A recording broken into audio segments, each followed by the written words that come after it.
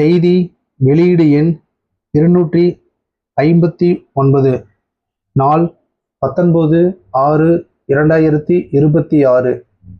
தமிழ்நாட்டின் புதுப்பிக்கத்தக்க எரிசக்தி துறையில் வெளிப்படையான நிர்வாக செயல்திறன் மற்றும் விரைவான சேவை வழங்கலை உறுதி செய்து திட்டங்களை விரைவுபடுத்தி மாநிலத்தின் பசுமை ஆற்றல் வளர்ச்சியை மேலும் வலுப்படுத்திடும் வகையில் 5 புதிய மண்டலங்கள் உருவாக்கம். மாண்புமிகு எரிசக்தி மற்றும் சட்டத்துறை அமைச்சர் திரு CTR நிர்மல்குமார் அவர்கள் தகவல்.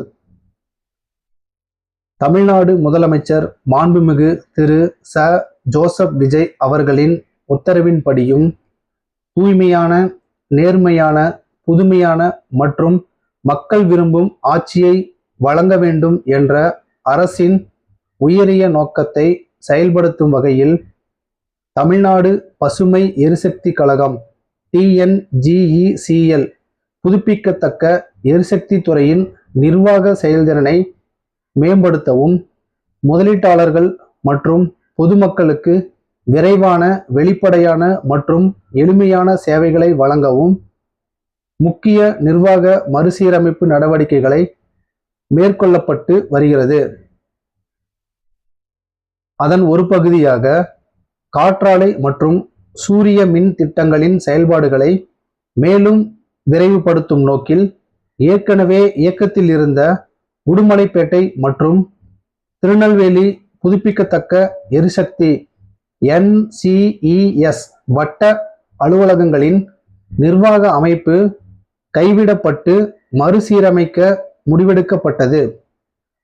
அதன் அடிப்படையில் மாநிலம் முழுவதும் சென்னை, திருச்சி, திருநெல்வேலி, கோயம்புத்தூர் மற்றும் மதுரை ஆகிய இடங்களை தலைமையிடங்களாக கொண்டு 5 புதுப்பிக்கத்தக்க எரிசக்தி மண்டலங்கள் உருவாக்கப்பட்டு அரசின் பசுமை ஆற்றல் இலக்குகளை மேலும் வலுப்படுத்தும் வகையில் காற்றாலை மற்றும் சூரிய மின் திட்டங்களின் செயல்பாடுகளை ஒருங்கிணைத்து விரைவுபடுத்தும் வகையில் நிர்வாக ஒப்புதல் வழங்கப்பட்டுள்ளது. சென்னை மண்டலத்தில் சென்னை, காஞ்சிபுரம், வேலூர் மற்றும் திருவண்ணாமலை ஆகிய மின் பகிர்மான மண்டலங்களிலும், திருச்சி மண்டலத்தில் திருச்சி, விழுப்புரம் மற்றும் தஞ்சாவூர் ஆகிய மின் பகிர்மான மண்டலங்களிலும், திருநெல்வேலி மண்டலத்தில் திருநெல்வேலி மின் பகிர்மான மண்டலம், கோயம்புத்தூர் மண்டலத்தில் கோயம்புத்தூர் மின் பகிர்மான மண்டலம் மற்றும் மதுரை மண்டலத்தில் கரூர், ஈரோடு மற்றும் மதுரை ஆகிய மின் பகிர்மான மண்டலங்களிலும் உள்ள காற்றாலை மற்றும் சூரிய மின் திட்டங்களை ஒருங்கிணைத்து செயல்படுத்தும் வகையில் மறுசீரமைக்கப்பட்டு புதுப்பிக்கத்தக்க எரிசக்தி திட்டங்களின் நிர்வாகம், கண்காணிப்பு மற்றும் செயல்படுத்தும் பணிகளை இனிவரும் காலங்களில் உதவி செயற்பொறியாளர்களின் தலைமையில் மேற்கொள்ளும். மேற்கண்ட 5 எரிசக்தி மண்டலங்களின் எரிசக்தி திட்ட செயல்பாட்டை வலுப்படுத்த தலைமையகத்தில் தனிப்பட்ட அமலாக்கம் மற்றும் கண்காணிப்பிற்கான கூடுதல் பொறுப்புகளும் சென்னை மின்வாரிய தலைமை அலுவலகத்தில் உருவாக்கப்பட்டுள்ளது.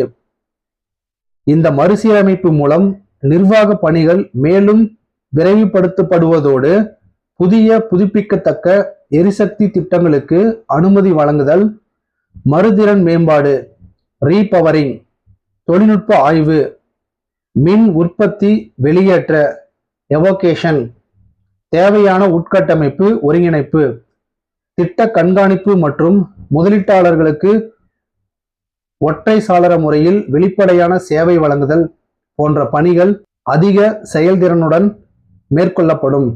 மேலும் மின்கல ஆற்றல் சேமிப்பு திட்டம் BESS, பிரதம மந்திரி குசும் 2.0, PM குசும் 2, பிரதம மந்திரி மேற்கூரை சோலார் பிரிவு, PM ரூஃப்டாப் சோலார், மாதிரி சூரிய சக்தி கிராமம், அரசு கட்டிடங்களில் சூரிய சக்தி வசதி அமைத்தல் மற்றும் வரவிருக்கும் மிதக்கும் சூரிய சக்தி திட்டங்கள் போன்றவற்றை செயல்படுத்த களப்பணியாளர்கள் குழுவை பயன்படுத்திக் கொள்ளலாம்.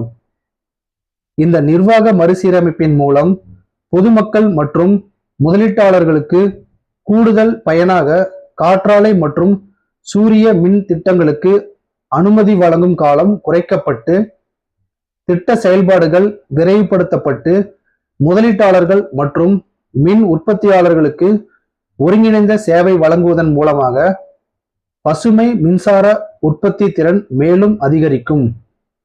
தமிழ்நாடு அரசு 2030ஆம் ஆண்டிற்குள் புதுப்பிக்கத்தக்க எரிசக்தி உற்பத்தியை கணிசமாக உயர்த்தும் இலக்கை நோக்கி செயல்பட்டு வரும் நிலையில் இந்த நிர்வாக மறுசீரமைப்பு அதற்கான முக்கியமான முன்னேற்ற நடவடிக்கையாக அமையும்.